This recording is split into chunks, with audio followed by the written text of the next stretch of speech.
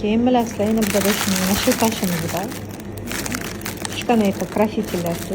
O'zim har vaqt ham krasetel qo'shib pishirishni o'rgataman, lekin o'rgatganda. Lekin bunda krasetel yo'q. Bu yana qatlama xamirimiz, yana qatlamni ko'rib turibsizlar. Mustahkamni. Napoleon xamir. Ishi yana 10 qati yana 60 ming so'm. Biz buni 80 ming sotganmiz. Boshqa chiqargan vaqtimizda, hozir bizlar zo'r margarin olageldi, yaxshi nimalar, sariyog'lar ajlageldi. Shuni hisobidan baholar ham yaxshi ekanligi hisobidan buni bahosi ham arzonladi. Ishi yana 10 qatidan sizlar buni chetlaridan chiqqani bilan yupqa yayiladi. 12 qat Napoleon bo'ladi bu. Hazır pishirib, duolaringizda bizani eslab, bizga xudo xolasa, bu yana namiz. Uni ashi.